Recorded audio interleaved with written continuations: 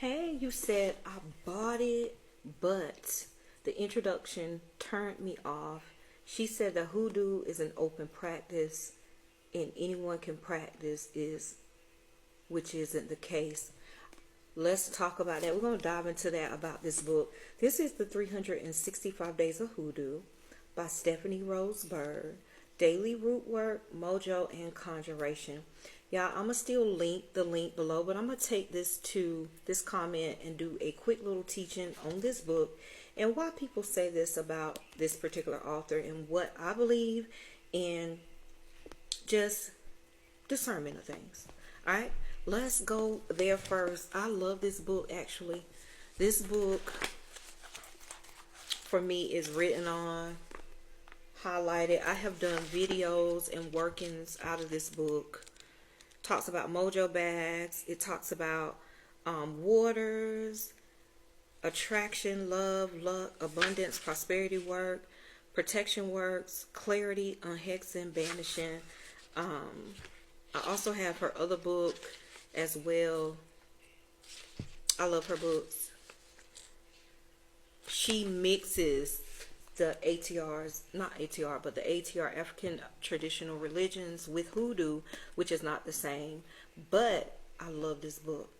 Now, let me show you guys why people say this about her, but we're going to go over in a little detail about this author, which is, this is her right here, but we're going to go over it. Alright guys, so I found this little video on Stephanie Rose Bird. Well, this little photo on her. Her book is from the Llewellyn Company, which is good. I love their books as well. She is a hereditary, intuitive, contemporary root worker. She is also a solitary green witch and a practicing visionary artist. Okay, she has been involved with mysticism, spiritualism, and the occult for a lot of years. I also went and pulled her book off of my Kindle, and this is some things that I've seen as well about this author. It just states as well as she is inspired by her ancestors, in particular her grandmothers, one of whom was a psychic and the other a spiritualist minister and a herbal healer. It talks about her uncle, who was a Babalawo, and Shango taught her the Ifa traditions as the Yoruban people. All right, we're going to go ahead over and I'm going to show you guys what a lot of people are talking about sooner or later. Now, she acknowledges a couple of people. Let's scroll over to the introduction. Her first book was The Sticks, Stones, Roots, and Bones. I have that one as well. I love that one. She talks about her friends and colleagues, her workplace, and everything that goes on in hoodoo as well. Right here she says, hoodoo is known as a practice for the everyday person dealing with real life issues. Yes, ma'am. I believe that totally. This down to earth, do it yourself style book is one you'll want to have close at your hands as you make your way through the ups and downs of each year. Basically, hoodoo is how a life application type of changing, not a religion, but a path. And just skimming over, she talks about the mind, body, and spirit. The connection is a topic that frequently arises in the conversation of holistic health. Absolutely, you got to pinpoint everything in order for everything to align. Now, let's go to where she talks about the overview.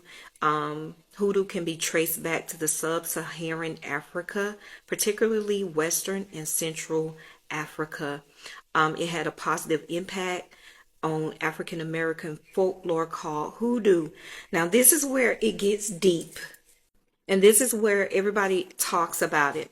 My people, for example, hail from Central Congo and Western and Southern Africa. Moreover, since there was a migration of people, she's saying, if you delve into it deeply, you will find that astrology, you'll find Hindu practices, Appalachian folklore, and many other practices have commonalities with hoodoo, which is the truth. This is what she says. This practice is open to all particularly considering that we all originated in Africa, regardless of how skin color has evolved over time. Hoodoo is an age-old assemblage of practices that have crossed continents and been passed down from one generation to the next. Now, this is where people are saying, or I hear this a lot, that she said that this practice is open to all, particularly considering that we all originated in Africa, which leads us to believe she is saying it is open up to everybody. And there it is. There it is from the author. Now, if you want to support that, then support it. I'm here to gain the knowledge and the gems. I'm not here to debate whether hoodoo is open or closed. For me, it's closed. It's bloodline, it's lineage, it's survival, and I stand on that. Now, this book, 365 Days of Hoodoo, the author says it's open to all. That's her perspective, not mine. But here's the truth. If you're an eclectic worker, if you're mixing ATRs, root work, witchcraft, astrology, different folk traditions, this can still be a grand read for you. There's knowledge in here if you're the type to blend your works. But if you're coming strictly for hoodoo, understand you're going to see things that maybe don't belong. And that's where the discernment comes in.